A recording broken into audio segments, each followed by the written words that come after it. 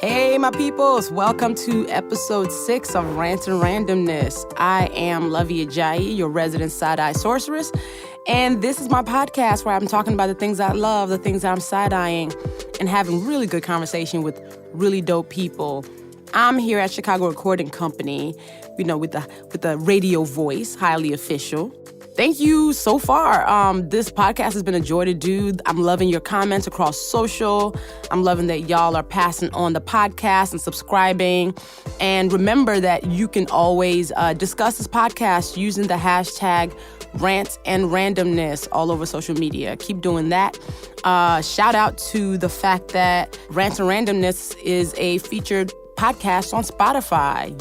Yeah. So I'm really loving the reviews I'm getting. And yeah, so today's episode, I'm talking about how I'm on my first solo magazine cover. I am ranting about the royal womb and how it is on display. And I'm interviewing the incredible Necole Kane, who runs the site exonecole.com. So yeah, let's jump into the show. So this week's Feel Good is that I am on my first solo magazine, and that's because I am the April cover girl for Made Magazine. I'm actually one of 4, but we all get our own cover. And the other 3 women are Lala Anthony, Val Warner, and Aisha Curry. But I have my own cover, and it's so dope. It's really cool because literally a year ago, I ended up on the first ever cover I was ever on for magazine, and that was for Essence Magazine's Woke 100 issue. It was a group cover with 12 of us, and the 12 included Shonda Rhimes, Opal Tometi, April Rain, Sabrina Fulton, Trayvon Martin's mother. It was this amazing cover, and we all had on the T-shirts that say "Stay Woke" by Randy Gloss. So for literally exactly the year after to have my own cover, it feels incredible. It's kind of like a full circle moment. And in times like this, I am really clear that there is definitely a higher power working on me because, I get these opportunities that I'm just like, whoa, how did I get it? And in those times, I'm just like, you know what? It's grace. It's God's grace. And I'm really thankful for it. And I just have to say, shout out to my audience too, because I wrote a piece on the weaponizing of white women tears. I wrote this piece after Shea Stewart Bowley wrote one on how white women end up using their tears to get away with all types of things and to derail conversations, and how it's gotten black women fired and it's gotten black people arrested or killed. So I wrote this piece and it went nuts. People really reacted to it and shared it. I think it's been shared about 30,000 times on Facebook.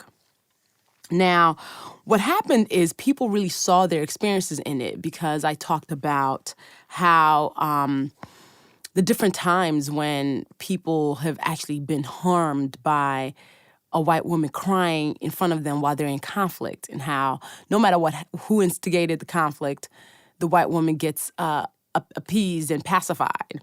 So I wrote this piece, and I also included the experiences of my audience in it. And again, the thing kind of went viral. So I received an email from my blog host saying that because of so much spike in my traffic, I was going to be owing extra money on my bill. And I was like, you know what? That's super worth it. I'll take it. That is one bill that I'm willing to pay, because for a lot of people, it felt therapeutic to read this stuff and know that their experience is not singular and it's kind of universal, and to see that other people have gone through what they've gone through, and to know that, okay, to get their experiences affirmed. So I said, you know what? Worth it. Okay, I'll pay that bill. But what made me feel amazing is that when I tweeted that and I posted it on Instagram, my audience rose up and was like, yo, we will pay $5. We will go do a GoFundMe. We got you. We will help you pay this bill. Like, so many people responded like that. And I was just so touched because, again, I call Love Nation my cousins in my head, and they really behave like family. And I made a video that was just like, you know what? I'm going to cover this bill. But the way you can support my work and help me cover my bills is by just buying my book, listening to this podcast, sharing it, subscribing, buying the merchandise that I have on teasingthetrap.com, is by reading my work. Just keep doing that and you will help me keep paying my bills. So not doing a GoFundMe, I will gladly pay this bill. And I'm really thankful that people thought to offer money up in this way, because I know things be hard out here, yo. So yeah, thank you. It just made me feel really good because I realized that my community is love. Y'all show me so much love. Yo, what I'm side-eyeing this week, my rant, is the fact that Kate Middleton, the wife of Prince William, who will become the king, so therefore she'll be queen, she just gave birth to her third child yesterday. And, when she was actually going into labor, they put out a statement that Kate Middleton is in labor. It was like Vagina Watch. That's what Chrissy Teigen called it. So she gives birth. 7 hours after giving birth, she is doing a public showing of the baby where she steps out the hospital with her husband and the baby's all swaddled up and all the paparazzi and the media is there taking her pictures. And, people were like, oh my God, this is amazing. No. I have a problem with it. I saw it and immediately thought, this is ridiculous that she had to do this parading so soon after giving birth. Like, the royal life feels so cagey. This woman, 7 hours, y'all. Like, I don't even understand. I can barely keep my eyes open 7 hours after eating too much. This woman gave birth and had to stand out and be pretty because they had her do her face and her make, her hair was done. She had on this really pretty red dress. It had to be red because she was probably still bleeding. I was just like, how is it that this woman is made to be in a pageant so soon after delivering a human? Now, here's the thing. A lot of people said in the UK that people go home very quickly after having their babies. Okay, cool. But she could have gone home without having to present herself. They could have absolutely arranged her going home and it was more private where all we see is her walking into the car, okay, with an umbrella covering her face without having to actually be out here and be like, yes, let me smile as you guys taking pictures, but I'm in pain. Because I'm like, what is going on? So the baby's still fresh. And honestly, I saw the baby's hands because it was like picking out the blanket and they were still like pink, purplish. That baby's so fresh that he hasn't even had his full color yet. And then it was super windy. Her hair was blowing. So I'm just like, y'all are exposing this baby to the elements when he barely has an immune system. I don't even understand who thought that was a great idea. And again, this red dress, I'm like, yo, she had to be in a red dress because odds are she's still wearing the diaper that new moms wear. 7 hours. I don't even understand how somebody could be like, yeah, this is humane. Plus, she was in heels. I would only want to be in socks and house shoes, anything soft. Like, I want to be in something that I can bend. This woman had on heels. She's clearly a superhero. And I'm just like, how is she even standing up straight? Like, I know, I've seen new moms. I've seen 3 babies being born. I've been in the room as 3 babies were being born. And I know the process. Like, you're still just in shambles as your body's trying to recuperate from expelling another being. I don't understand how she could even stand up straight. This woman, I don't even know what magic they did for her, but it kind of looked painful too when she was walking. Like, it looked like it was torture. And I was like, yo, if I was Prince William, I'd have been like, nah, son, that's not gonna happen. Now, I'm just wondering how I would behave in those times. See, there's a reason some of us are not in certain positions. Me as a royal would not work because I would just be like, nope, no to protocol, I ain't doing that. Because here's the thing, I'd cuss out anybody who even suggested the idea of me presenting my baby to somebody, to the whole world after 7 hours. No, I would be like, you know what, how about we don't do this? And Y'all go ahead and cancel. I will not be there. I will send y'all a selfie in like 2 days, a selfie you can share with the world. I could do that. But me, myself, and I standing out in public trying to look cute for y'all, for what? For what? No, it wouldn't work. See, this is why it wouldn't work for me. Now, I'm hoping Meghan Markle, who's about to marry Prince Harry, has a black grandma. Because when she gives birth, I hope they're not gonna make her do all this like pomp and circumstance stuff. Like, I need her to have a black grandma who's like, we not doing a public show. In fact, y'all not gonna see this baby for 90 days. Some people were saying like, they're gonna have the setback if they put this baby out so early. I'm really hoping Meghan got her black grandma alive, who is here and ready to stand up for her when it's time to do some of this royal protocol stuff. I'd be like, nah. See, here, and Nigerians, we are especially sensitive about our babies and how we present them to the world and how we give the world access to our kids. For us, it's so serious that we don't even let people know the names of our babies until they're 7 days old. Like, you can't even call this baby anything until it's a week old, because for us, we want the first utterance of a baby's name to be blessed. So we do a naming ceremony. And then ain't no public showing of this baby until they're 40 days old. I need their immune system to come in. I need their face to be ready because, let's be honest, a lot of babies, the new babies, look like baked potatoes. They don't have a face yet. I'm gonna need them to have a face before we do any presentation. So 40 clean days. That's it. Not a 1 day old. This baby's 7 hours old. I've been doing laundry for longer. No. I just looking at Kate and being like, whew. Low-key, my uterus was hurting in proxy. I was like, sis, I feel you. I am here. I understand. I've never had a baby, but I was just wincing, okay, at the idea of having to do all of this when your body has just gone through that type of trauma. So, man, I just really think these royals are going to have to change some of these traditions because they're kind of asinine.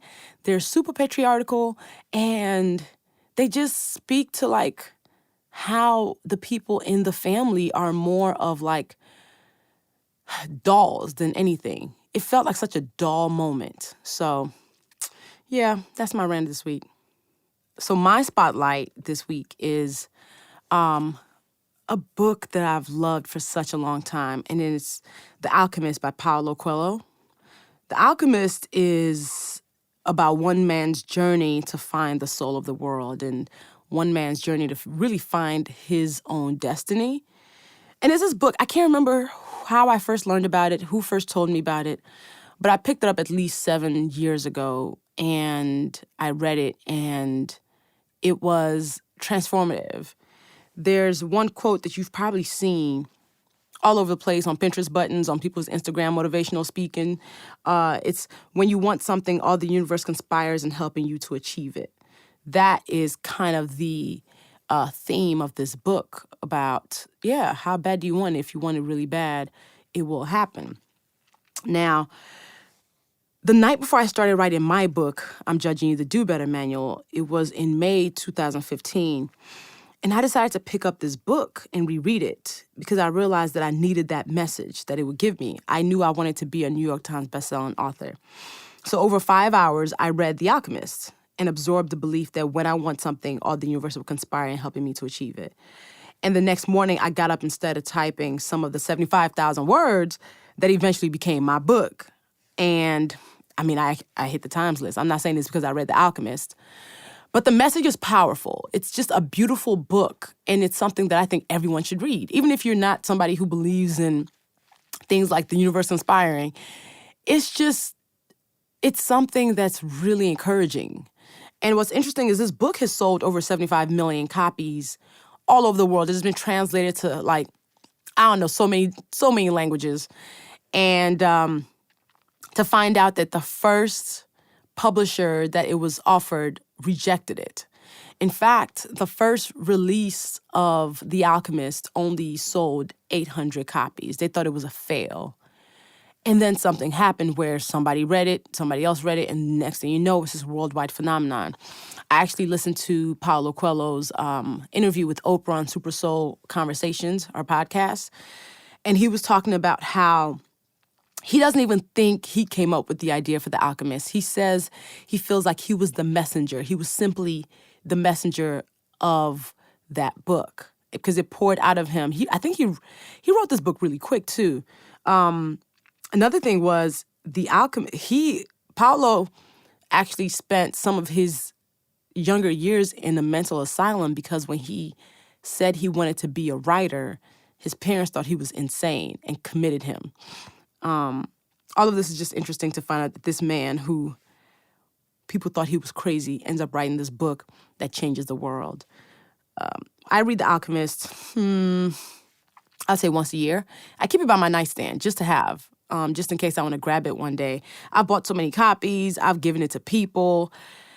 It is one of my favorite books. I would say in my top 5 favorite books. And for me, it's just another reminder and another thing to keep my optimism up in a world that makes it kind of hard, okay? So pick up The Alchemist by Paulo Coelho and get your life. If you haven't read it before, read it. If you've read it before, read it a second time because I feel like every time I read it, I pull out something new from it and it helps me and speaks to me different based on what I'm going through or what I need to hear. So yeah, that's my randomness. All right, so I'm so glad to be chatting with my guest today. Her name is Necole Kane of exonecole.com. I've known Necole over these interwebs for like a decade. It's been a long time. Oh my gosh. It definitely has been since the beginning of time.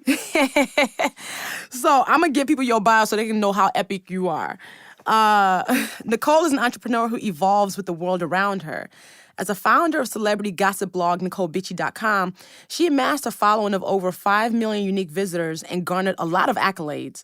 Necole retired from the celebrity gossip blogging game during her 7th and most successful year in an attempt to pursue a path that was filled with purpose and intention.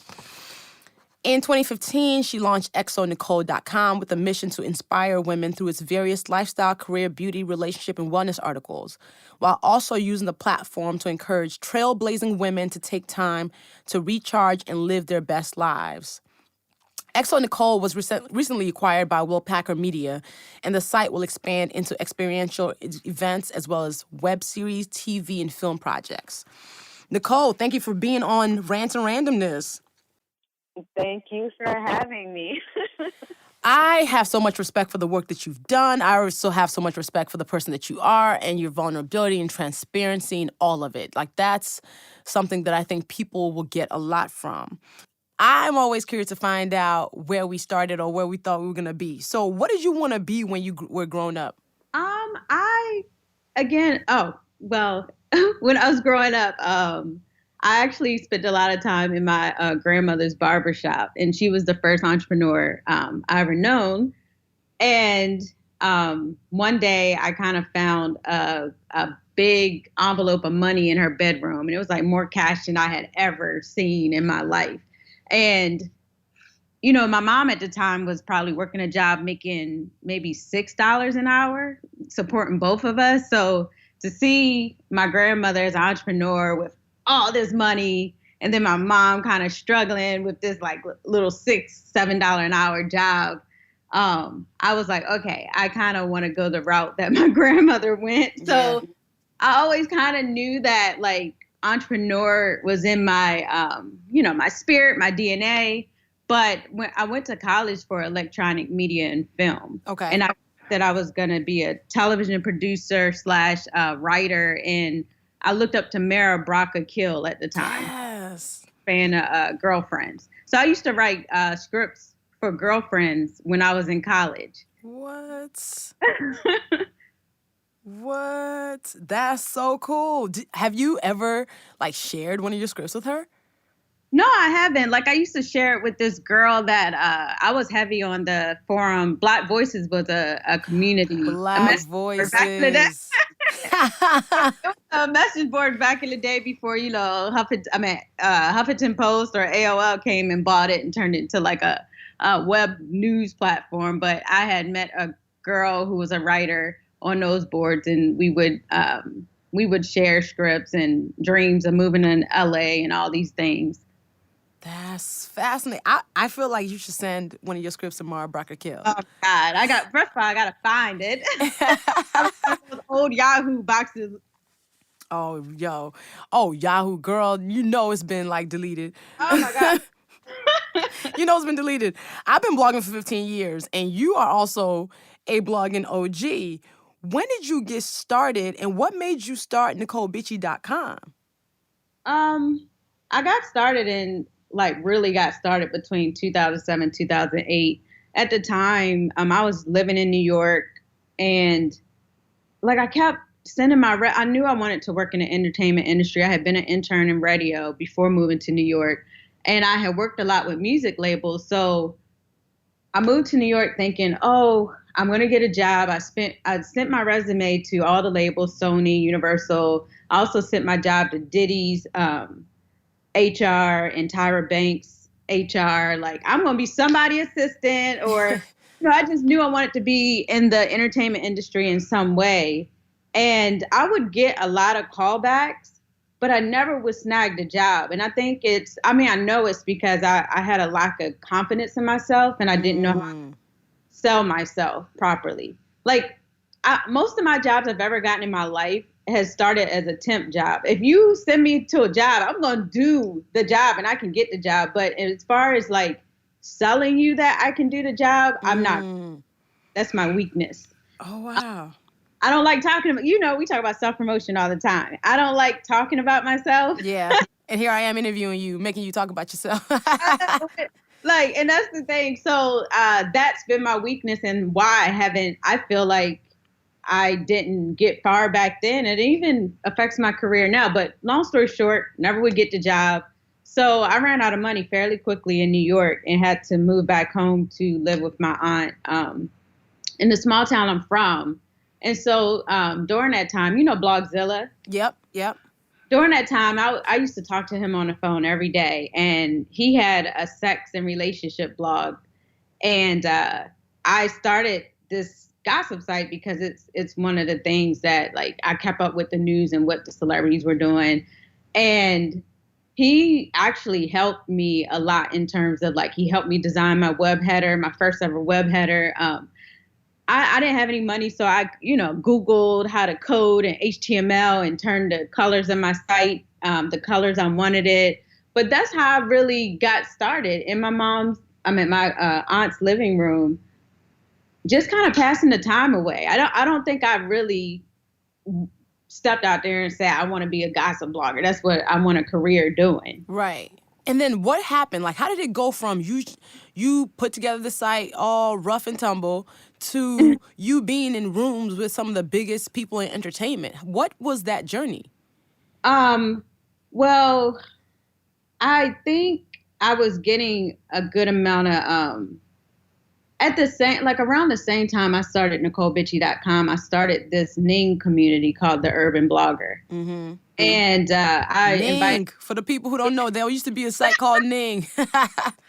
I'm bringing up all this old yes. stuff. But I started inviting because at the time, blogging wasn't, you had your big bloggers. Yeah. I knew there was value in smaller bloggers and building relationships with them too. So I built this community for bloggers, and people started inviting people. And next thing you know, it was 200 of us small bloggers on here. Jamila from Cassius. Yes, of course, Jamila Lemieux. Yay! Yeah. I went to high school with Jamila Lemieux. Just so you know, I've known Jamila since 1998. He was on there, Giant from SOHH, just all these bloggers on one platform. And that's how we kind of started building relationship with each other. We actually started Black Twitter because we introduced Twitter to those bloggers, and they all jumped on it. But that community helped me build my brand. And I think my website was getting a lot of comments, but not a lot of views. Okay. But if you get a lot of comments, people think you popping. Yeah. I'm I think one of the execs from Warner Brothers found me and reached out to me, and then another from Atlantic. So in a very short amount of time, I was establishing relationships with like record labels while I'm still living in my aunt's. You know, they think I'm a popping blogger. I'm out on the scene, but I'm living in my aunt's guest room. Yeah. Not even leaving the house. Wow. And so with me not leaving the house, I'm on the internet all the time, and I'm trying to build this blog up. My aunt was like, "You have to go because." You're sitting in my house, you've come back here, you're not trying to find a job, and you're playing on the internet every day. Yep. And of course, she didn't see the vision. It was something so new back then. So that's how I ended up. That was like the biggest, I was mad with her for the longest time, but it was the biggest blessing that I ever had, because she took the crutch from underneath of me, and I had to leave that small town, and I went down to Atlanta to sleep on friends' couches. But that's how my website was able to start growing, because now I'm in a big city. It's full of celebrities. Atlanta was popping at the time. It's popping now, but it was blossoming in the music scene. And, you know, after I went out on the scene a couple of times and wrote about it on my blog, and I started being known as a blogger that would come to your event and post about it, or she'll interview, you know, to the publicist, she'll interview someone and put it on her site. That's how the site really started to grow. I remember one of your headers that was, so your site, Necole Bitchie, your header was by Derek Blanks. Yeah. Yep. And one, it was like a version of you coming through a computer screen and strangling another version of you, right? Yeah. Yeah. Like what year was that header up? I put that up in 2009. That's when stuff started popping. Like so a year later. I've been reading your blog then since at least 2009. Yeah. And that I put that up, and I love that header. I really think it's iconic, only because it really embodied Necole Bitchie was a persona. Yeah. And I'm coming through my computer screen choking this girl who has on glasses and pigtails, and she's shy. And, you know, that was totally me. Yeah. So almost like this persona that people knew versus me, this regular small town girl that just happened to create this blog that everybody knew. And I realized that when you came to Chicago for an event, probably like in 2011, and you and I went to Raw Sushi to eat. And I remember thinking, oh my God, here's this person who people think is like this really snarky, gossipy person. And in person, you were super sweet. How did you manage that dichotomy? How was that whole thing like? I didn't. I just felt like my online persona, like, preceded who I really was. And so I would walk in rooms and I felt like the energy would shift as soon as I walked in, because people thought, oh, she's here to get the tea.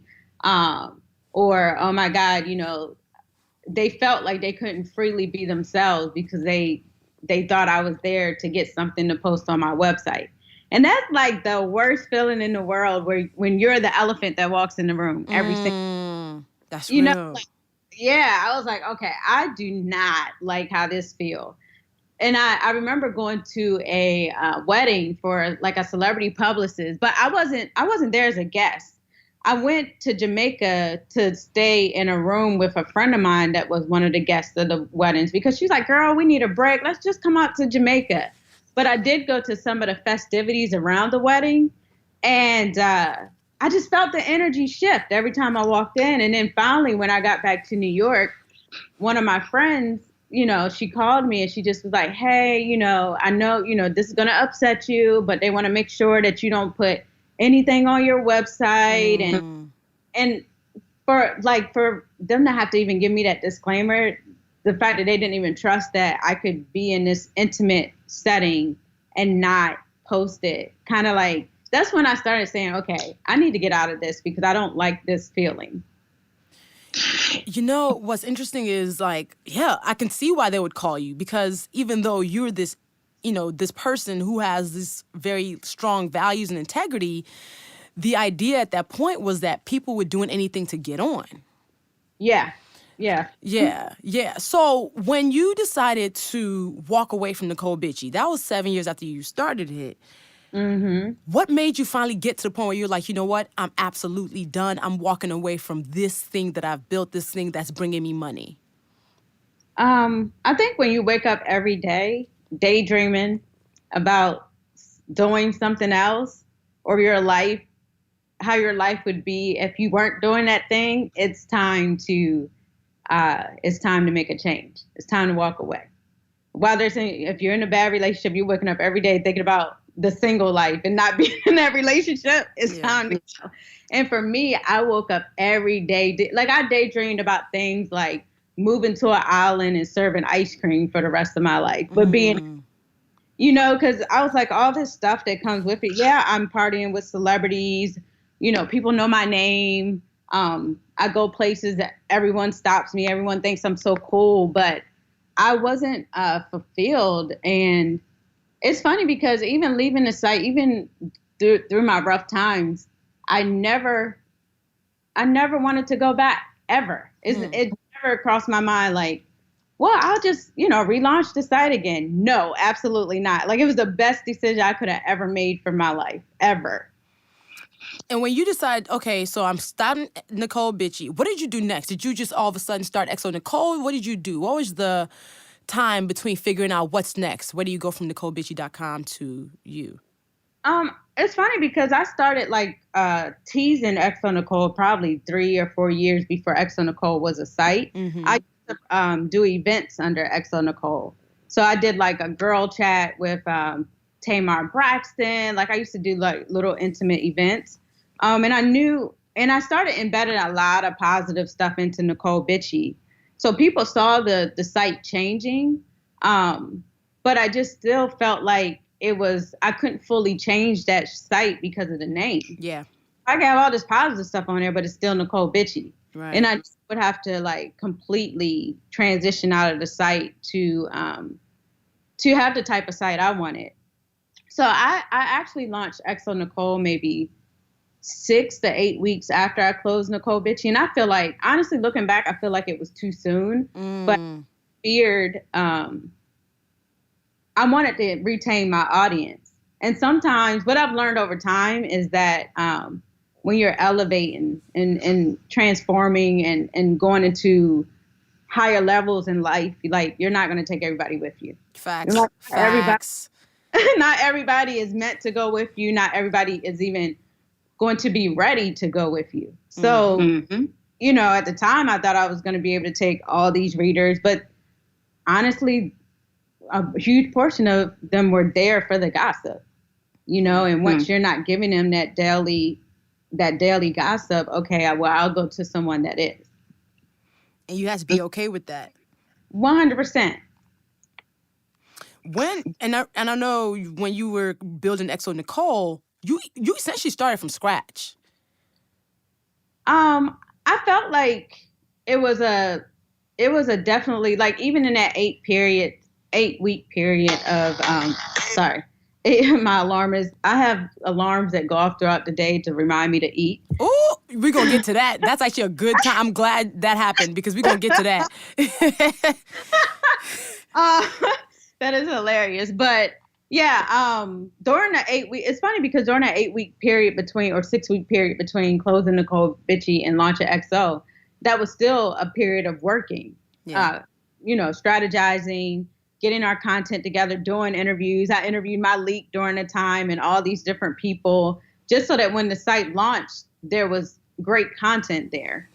But what was the question? My question is, how did you essentially kind of started from scratch? How did you build that back up? Definitely taking that 8 weeks to, get the layout together, really research and plan out what I wanted my content to look like. And I will say this, when I had Necole Bitchie, I never had an end goal. I started and it was almost like, you're riding through life, but you have no destination. I had no end goal. That was probably one of my biggest career mistakes because it's harder to walk away when you just don't. I'm trying to figure out the word for it. But long story short, when I started XO Necole, I knew exactly I needed either to get an investor eventually, or I would, or acquisition. That was definitely my end goal. And so I feel like I got to the destination much faster, Yeah. knowing what my end goal was going to be. And I prepared myself. So knowing that I wanted an investor or an acquisition, during that 8 weeks that I was down from Necole Bitchie to EXO, I had a business plan made. I had a marketing deck made. So I really had a lot of tools that I didn't have during the Necole Bitchie days to make sure that when those opportunities presented themselves, I would be ready. Yes. And you got acquired by Will Packer, who is an amazing content creator and elevator of Black voices. And you said you're not good with selling yourself. So how did that even happen? I was in Arizona minding my business. Because you had moved to Arizona. Y'all, Yeah. Necole packed up all her stuff and moved to Arizona to go be at peace with nature. Yeah, definitely. Because when you think of Arizona, when I used to hear Oprah, Bevy Smith, all these different people talk about Arizona, it was in a way that was spiritual, So I looked at it as a retreat away from life. I knew that's where I was going to kind of When I left Necole Bitchie, I didn't know who I was. I've been this character for so long and I felt like I was a fragment of who I used to be. Yeah. This industry just will push their ideas on you and make you someone you don't even know anymore.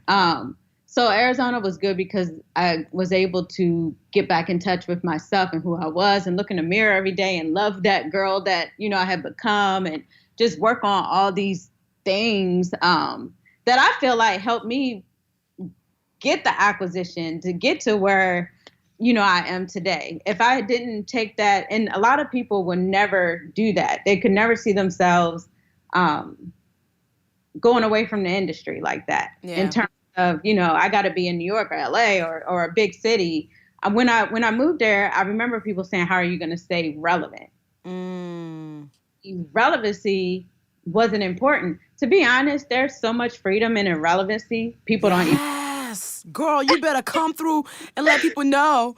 It's so much freedom. You can do what you want, say what you want. Like you can live your life so much freer in that space of irrelevancy. So, so I went down there to Arizona and I was living my best life. And I was still kind of in it because I was running the SO Necole site, but I didn't have visibility. I wasn't going to any events. You didn't see me at anything big. And I had normal friends. I dated normal guys. And then I got into the fitness competitions. But I think what might have gotten Will's attention is when I had released that video about what I had wished I had known before leaving a successful brand. Yeah. And in September, so that was September 2016, I released a video just talking about the struggles of starting a new brand, running out of money, because my site was completely self-funded. So I had full staff that I was paying like completely out of my bank account. Didn't really have an advertising team at the time or ad strategy. So there was not a lot of money coming in, but it was a lot of money going out. And since it made so much noise on the internet, like that gave me visibility, not the kind I wanted. Yeah. Yeah, I watched that video. That video was super vulnerable, and I'm so glad you did it. Yeah, you know what? For a long time, I beat myself up and said, why did you release that video? Especially with the headlines that came out. And I mentioned it at my Leap retreat. The one that got me was the Essence Necole Bitchie from Boss to Broke, because I was like, now they put out in the universe that I failed. And now I'm the failure versus, people remembering my site and the success and then me starting something else. So yeah, beat myself up for a long time, but I really love that I put that video out because I showed everyone, like people don't talk about that until they're 3 years later after they're out of it. Yep. So people think you go from one win to the next. And I talked about it when I was deep in it, but they got to see a year later from that video, exactly a year later, the acquisition went through. So So they went from seeing me at my lowest to seeing me win. And I felt it wouldn't have been as impactful if, okay, she's always winning. Like, Yep. you know what I'm saying? Yep. She don't go through nothing. Like, everything's being handed to her. And that is definitely not the case. See, that transparency is important. Like, Yeah. I feel like for us, for me, for you, for my league, it's been part of our journey to share the fails, and it makes people root for us harder because they know what we've gone through. Yeah, because it's a struggle. It's not easy. But going back to how Will came to play, he called me one day in January last year, and first of all, he sent the email through the site, and then he found my number, and he just was like, "Hey, what are you doing with yourself now? I have this website that I'm launching, and geared towards women, etc. I would love for the opportunity to speak with you more about it. I think there's opportunity for you to come work with me." And at the time, I'm like, I can't even keep I know you saw that video. I barely can keep my own brand up. Like, what I look like coming to work for you and messing your brand up. I mean, I think there was a lot of lack of confidence there. Yeah. I still was in this very deep, dark space as a result of releasing that video. So I wasn't trying to hear any of it. And, once we got off the phone, I was like, thank you. I'm so honored that you called me. I don't think this is right for me, but I can recommend like 5 people that it would be perfect for. And, I didn't really hear back from him. He contacted me the next month, still saying, hey, I really want to talk to you about this opportunity. And I swear to you, I kept telling him, no, I'm not interested. So 4 or 5 months went by. And this man has contacted me every single month. Wow. And I was like, he is courting me as hard as I want my future husband to. For this business, yes. To show me like you. And I really respect that he really kept at it. And it wasn't until May, his initial contact with me was in January. It wasn't until May that I was cleaning out my storage in LA, and I was on my way home to Arizona, and his assistant hit me and said, hey, Will's in LA, want to know if you can meet him for lunch. And God was like, girl, if you don't turn this car around. Assistant like, oh, I was just in LA, but I'm 2 hours in my trip back to Arizona. And God was like, girl, if you don't turn this car around, yes, you're about to miss your blessing. Like, you've been asking me that you wanted a different opportunity. You wanted, something different. I need you to turn this car around. Wow. Fine. I went to a hotel, changed into a dress so I could look like something, like I could look serious. Like I was going to an interview, and I drove back to LA. And when he was talking to me about his vision, I felt as though, okay, and he said it would probably be in New York. I was like, if I go back to New York, he's put me in a position to give other young Black women an opportunity. I knew a lot of people were like losing jobs in media. All these media companies were shutting down. And I was like, this would give me an opportunity to hire young Black women, and I would feel purposed, So I was like, okay. And when we were leaving, he sent me a text to say, I want you to pray on it. If it's meant to be, it will be. Hey.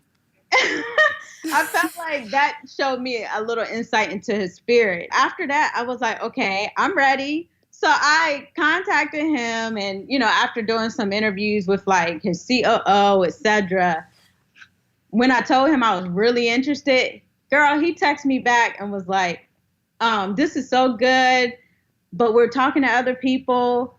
I'm going to get back to you. And I was thinking, you just ran me down for 5 months. Took me through all this stuff, and now you're like, we're talking to other people. So at that moment, Luvvie, I was like, there's no way he's about to spring another website up as a competitor of my site, and hire someone else as the EIC. I was like, I'm about to go hard for Necole. You know what I'm saying? And show them why why I was the best person for the job. So I got myself mentally prepared to move to New York. And I knew I wasn't going, I had to, like, I sold all my stuff, Luvvie, like everything. Whoa. Except for 2 suitcases of clothes, like Wow. my car. And I know Malik mentioned my little Range Rover at the retreat. It was paid for, sold that, sold that. Wow. Because I was like, I need capital if I go to New York, and I have to make sure I'm able to live for a certain amount of months while I figure out how I'm going to build XO. But I knew New York would help me position XO versus me being in Arizona and not visible. Yeah.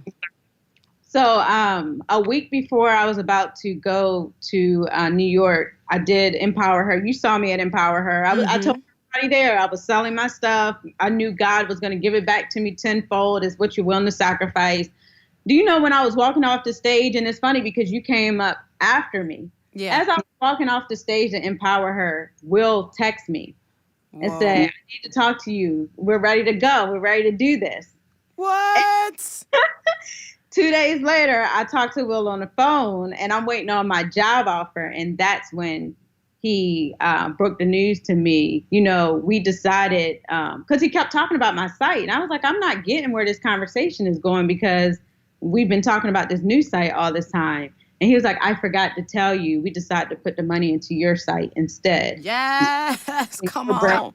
And I mean, girl, when I said I could have fell to my knees, I just burst out crying before he finished his sentence because I could not believe it. And I remember the COO was on the line as well, and he just was like, I'm trying to figure out, is this a good thing? And Will was like, she's passionate. That's why I love her. She's passionate. Oh. But that's how it all panned out. But then again, I still moved to New York with my 2 suitcases. A lot of people don't know this story. I stayed in a room. I lived in an apartment with 3 or 4 other people, and I rented a room. Wow. And that was full taking steps back to get to where you want to be in life. I wasn't too proud to be in, apartment living with people, just to get to where my next chapter. And my acquisition took 4 months to negotiate. So, it was times that I wasn't even sure if it was going to go through. But I kept it pushing.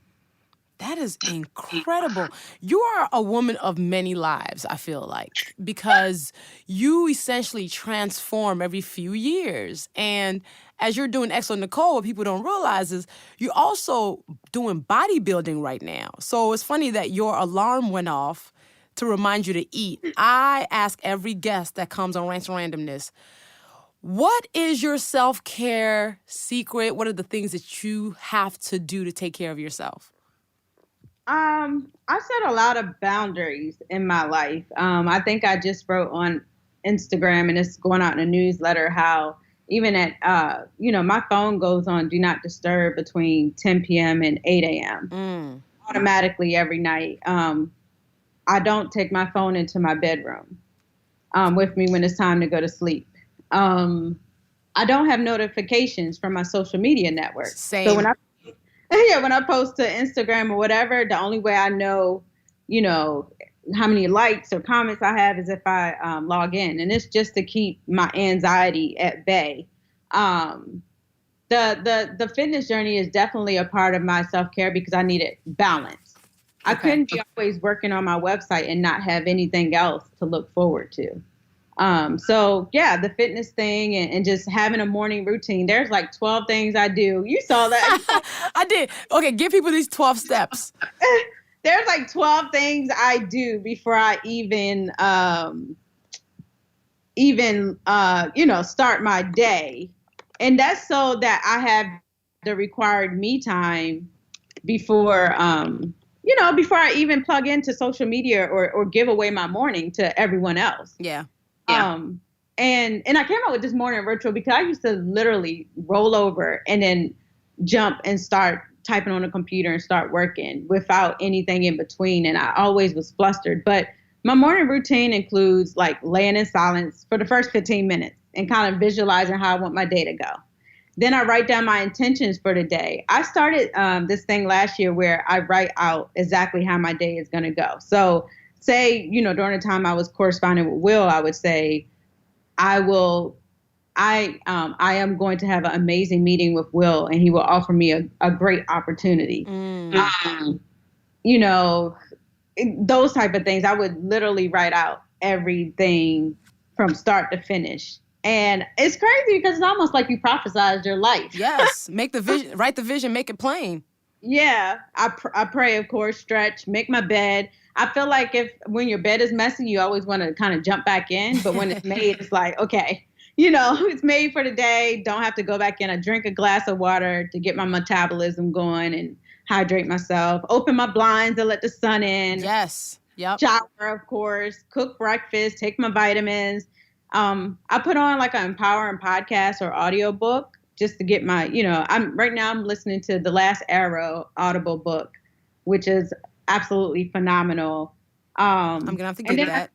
Yeah. And then I do aromatherapy, which, with a diffuser, I'll put like peppermint or rosemary oil, kind of like to get me like really excited and creative juices flowing. Man, okay, I need to adopt a couple of these. Yeah, then I log into my email, but by then, like I'm recharged, I'm ready. Like, what's up? What's in my email? What we got going for today? And you can wake up excited because your time hasn't been dictated by anybody else but you. Yeah, I know, and that's why I try to work out, because people are like, well, how do you have time for all that? Well, I wake up early. Number one, I notice when I wake up late, it's a wrap. The whole day has gotten away from me. I do that way too often, to be quite honest. I'm trying to get better on that, where like I roll over and I'll grab my phone and I'll just be like, oh, all right, starting the day. I don't have a routine. It makes you so flustered. Yeah. It makes you so flustered and you're like, yeah. I'm going to need to get one. So I wanted to end actually with a quote of yours. When you continue to pursue your passions and the things that you enjoy, you don't have to chase purpose. Purpose will find you. Yep. Ooh, you better drop these bars. I definitely, it's funny because even when I look at, like, even when I talk to publishers for book deals and stuff like that, like I used to think I was going to drop a memoir or something like that and people would be inspired by my story. But it seems like most people, even the opportunities I get for appearances, engagements, endorsements, everything revolves around self-care. And it seems like people have been more inspired by my transition from, having all this success, but living a flustered, hectic life to living my best life, and my followers, email me all the time about like your morning ritual or your setting intentions and stuff. That's what's sticking to them. My fitness, when I go to appearances, the first thing people mention before Necole Bitchie and before Exo Necole is the fitness journey. Yeah. So they're more inspired and more touched by that element. And I think because it hits home for everybody, it makes them reflect back on am I living my best life? Am I flustered? Am I, rushing through life? And so in that sense, I thought it would, I always try to I knew my legacy would be something empowering, but I thought it would be revolving around websites. And it seems to be just me being an example of how you can live your best life. Well, I am looking and cheering you on and rooting for you. I'm so proud of how you transform with grace and how you basically tell this story so others can learn from it. You're super dope. You're one of my favorites. Thank you. Thank you. I definitely, like I said, I think I posted on Instagram the other day. I'm exactly who I portray myself to be on social media. And I did that because sometimes we get so caught up on like just trying to be what everybody else wants us to be. But I can truly say that what you see on social media, that's exactly how I'm living my life right now. Yes. And I think I might call this episode Live Your Best Life with Necole Kane. You have to. Done and done. Thank you so much for joining me on Rants and Randomness. You're so dope. Thank you. And thank you so much for having me. Indeed. I'll see you on the internet. Shout out to Necole for joining me. She's incredible. Her story is just so good. Please follow her on social media. She's at Hello Necole everywhere. That's Hello, Necole. And check out her lifestyle platform, exonecole.com and NecoleKane.com to stay up to date on her latest happenings. As always, much love to Chicago Recording Company for partnering with me on this.